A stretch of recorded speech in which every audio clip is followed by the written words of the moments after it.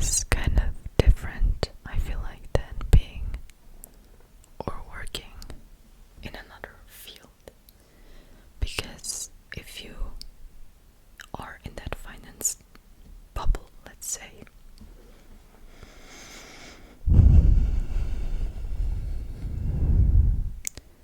you have to think about how you present yourself. If you like it, but also if you don't like it, leaving a good first impression and being professional will get you way further than good grades, for example. At least that's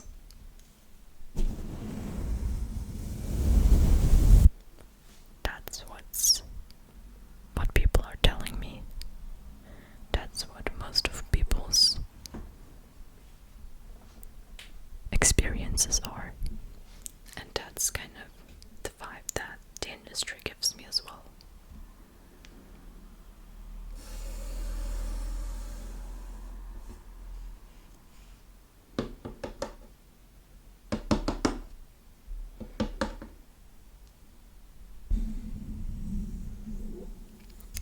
But I don't really want to talk about only the industry, or in general. I think the industry is interesting to talk about, but there's a lot of room to improve the industry.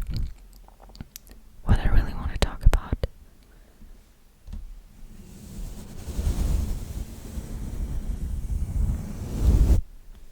is how everyone seems to not be interested in talking about finance, or a lot of people seem to judge people in finance because they come across very serious, and they probably also come across a bit arrogant most of the times, which I totally understand. Let me tell you, there is something behind that saying. There is some truth behind it. Unfortunately.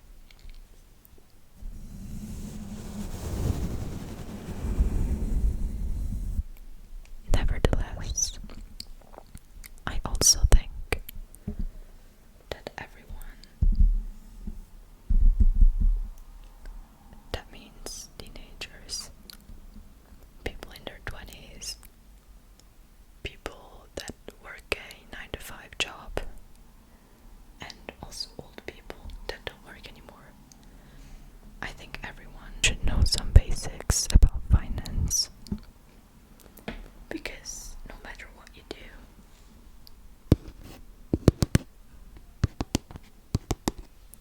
no matter what your work is, no matter how much money you have, finance is always gonna be some aspect in your life.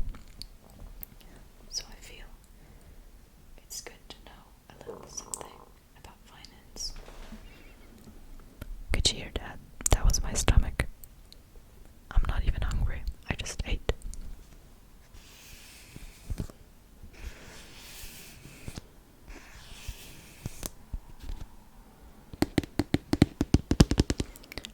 So, what do I want to talk about in this video? I want to talk about how you can invest some of your leftover money, if you're able to have some leftover. And by investing, there are tons of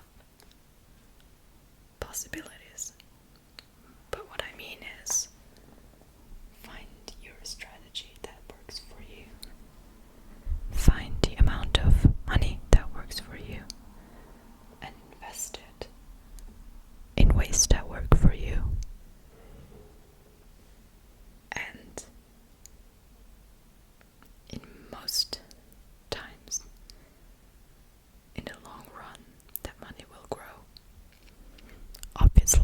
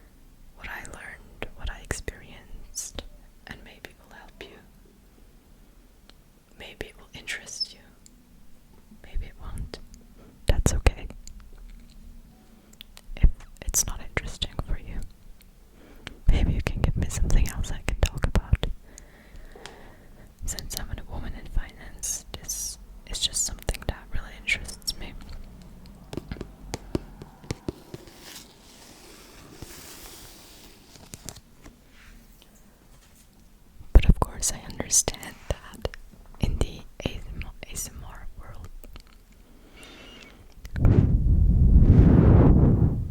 this might not be very interesting.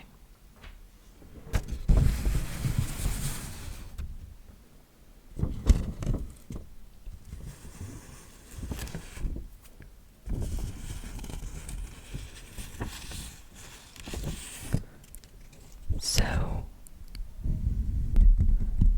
let's say you are someone that doesn't know anything about finance, but you still have some money left after each month, and you have already built an emergency fund.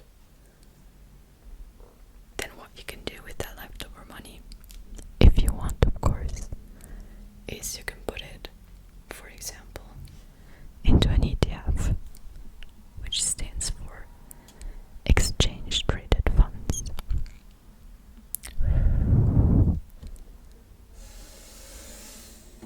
And what you can do then is absolutely nothing. You can just let the money rot there.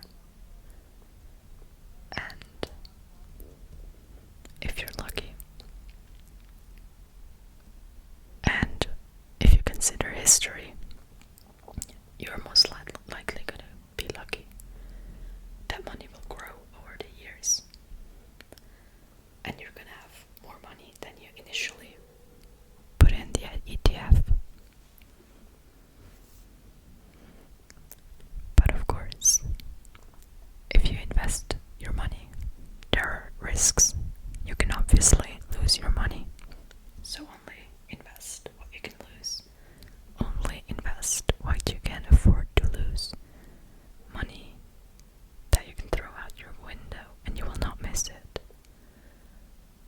There's always going to be a risk with the market. And again, I'm talking from experience. I'm talking about what I learned. Talking about what history showed. What history showed us. Just because it's history doesn't mean it's the future, so be careful. And again, I'm not a consultant, this is not advice, this is just my point of view.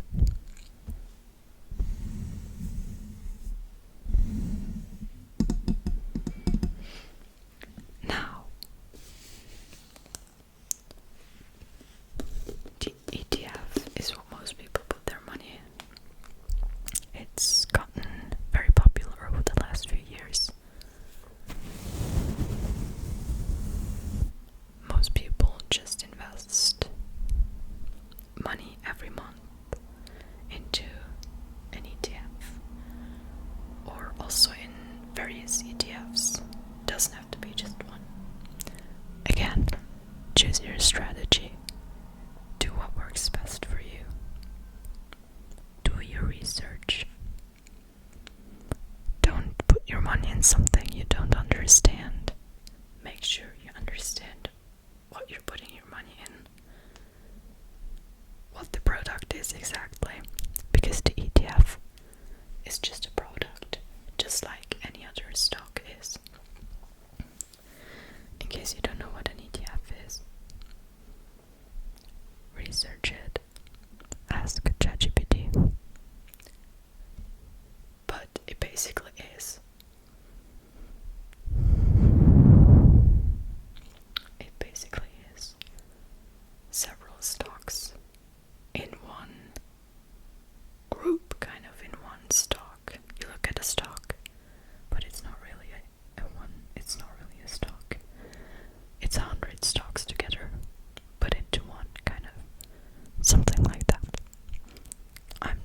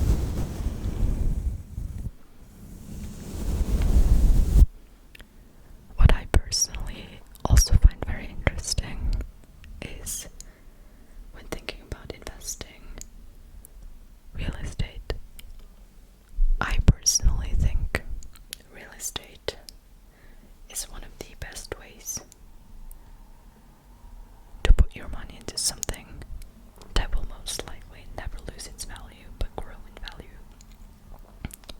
It depends on where you live, what country you're from, where the house or the apartment or, I don't know, a garage, whatever you have is. Depends on how the value will perform. But where I live, having a real estate is first of all a luxury,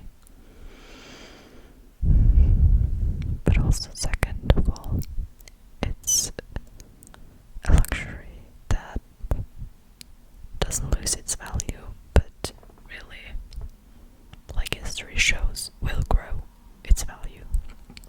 So it really is more on the safe side, let's say. Of course, the market can change. It can fast devalue depending on environment, politics, and other stuff, obviously. But that's also the thing with investing your money. You don't realize how much everything with money has to do with politics. I personally don't really like politics. I'm not really into that theme that much. But unfortunately, it has a lot to do with money and stock market and stuff. I think the Americans know that very well. When Trump got to be the president again, the stock market definitely did some things that you could see coming, but I feel like a lot of people did not see coming. So if you're a bit deeper into investing your money, especially the stock market, you will probably know what I'm talking about.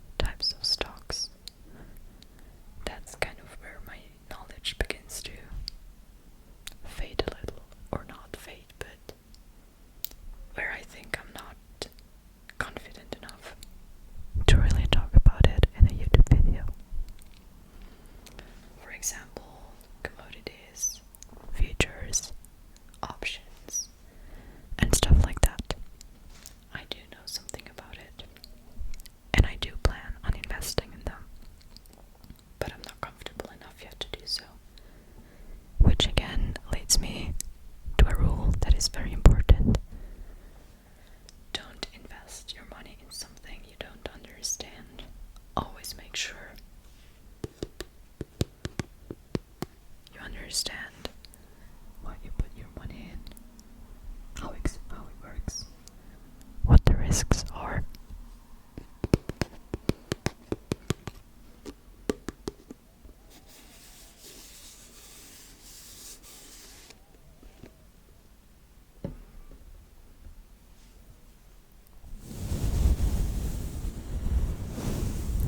What else could we talk about?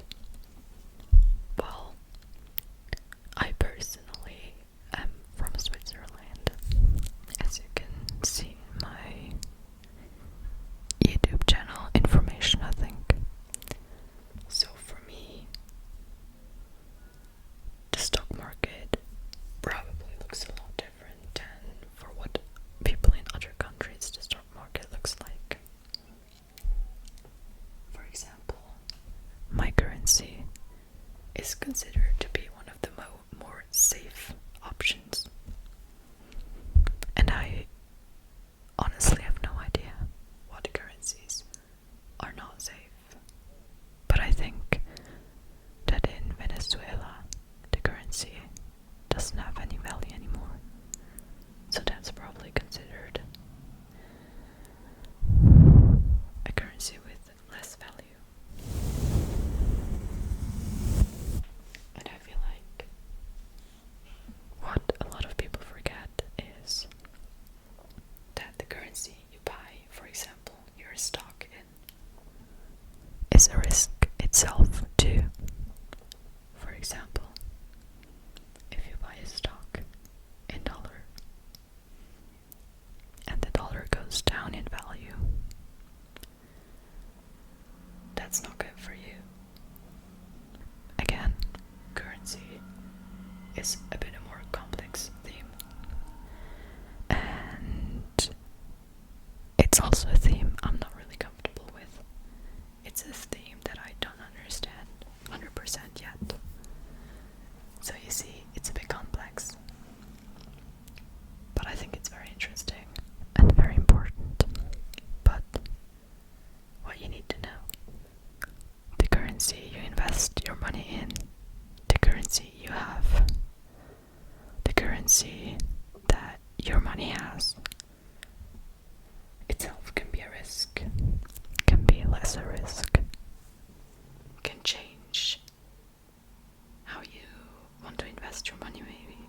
Maybe you wanna, I don't know, maybe if you have dollars, you instead wanna change your money into, let's say, Chinese yuan or euros, and invest with euros into the stock.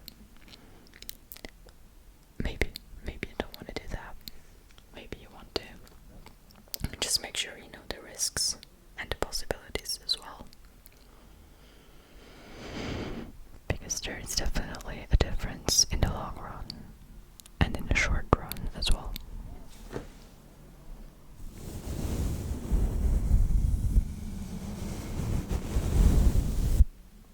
Also, another theme I recently learned about is something that everybody affects, that affects everybody.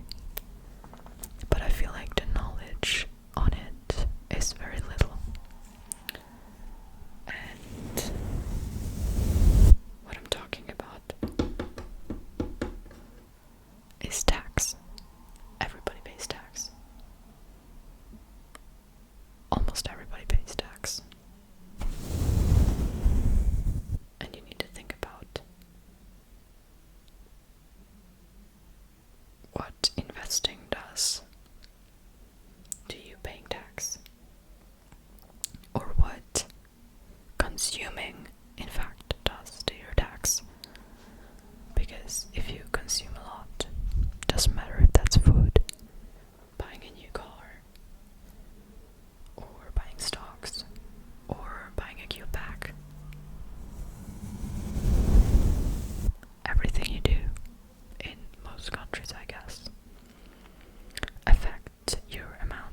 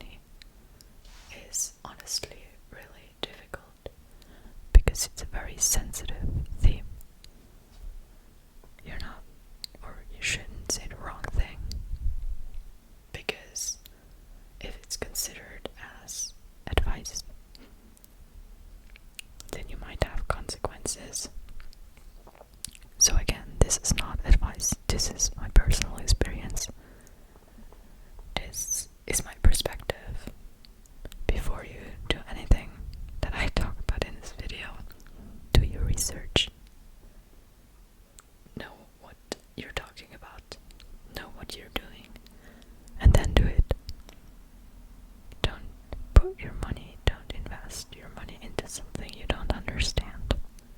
Make sure you understand the risks, but also the possibilities.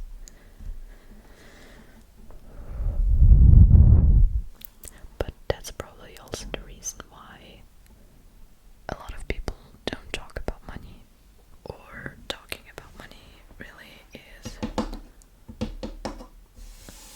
something people tend to not to talk about. They'd rather talk about something else, like the newest song, the newest car they bought, how their work has been, how their kids are, what kind of party they went to. And I understand that completely. But then again, I've learned so much by talking about finance with other people. But even those conversations were held very privately, very discreet, and we didn't tell each other a lot because finance is something private in the end, something very private. I feel like especially talking about numbers is very difficult. I personally don't even feel that comfortable with talking about numbers, and I don't think I've ever talked about real numbers, except with my family, of course.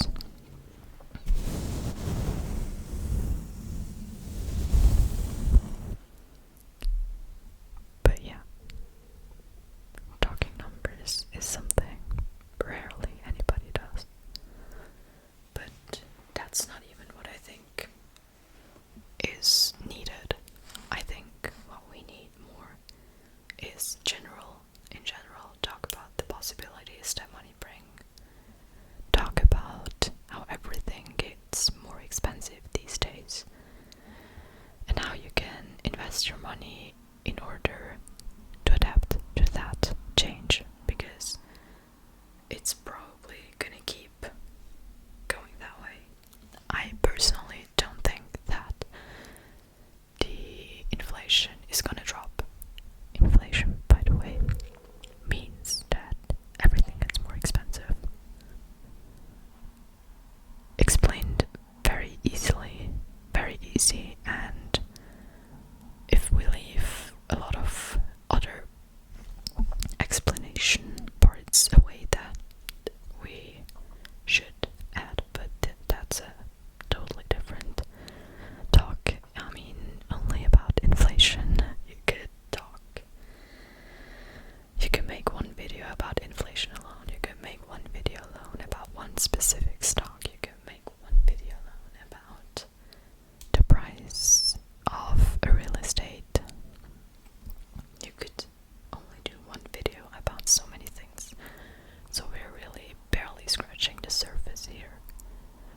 Basically, we're not even scratching on the surface, we're just looking at it. We're only touching it.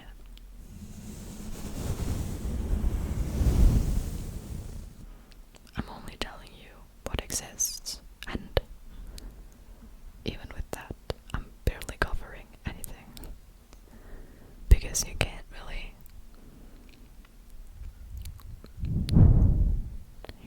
teach something about finance in 30-40 minutes, I guess.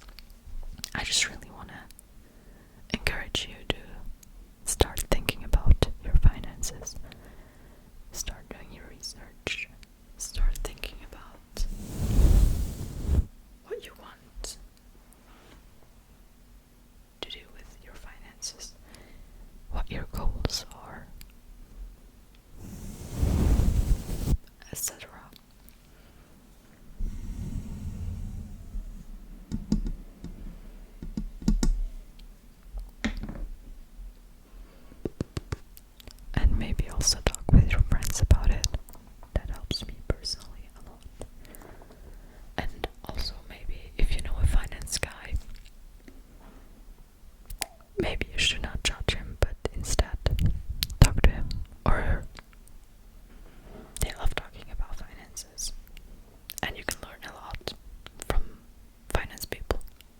knows me.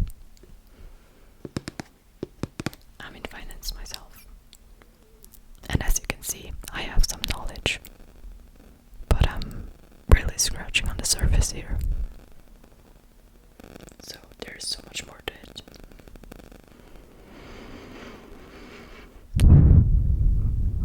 I mean, if you consider how many people work in finance, how many different banks there are, how many different companies there are that don't have finance in their name but have everything to do with finance. It's a whole new world that opens up, and if you're just a normal working person, you will never be able, you will never know what exists, and this world is so huge. Maybe that's also the reason why I feel like it's misunderstood so badly, because it seems like there's so little but also so much, and really it's so big and it's really complex, and there are so many different things that exist, so many different themes that exist, so many different companies that exist, so many different people. So it's a huge world that a lot of people don't know much about. So research, do your research, learn new stuff, and maybe you're gonna like what you learn, and I hope it's gonna help you understand the world better, understand your finance better, and also plan your future better. Because yes, you should live in the moment, but don't forget that in case of emergencies or when you're old, maybe you're gonna be very happy when you see that you have some money invested that grew, that you set aside, that you can use for that specific moment. If that happens, I hope you're never gonna need money for an emergency, but the chances are high you're gonna need money at some point.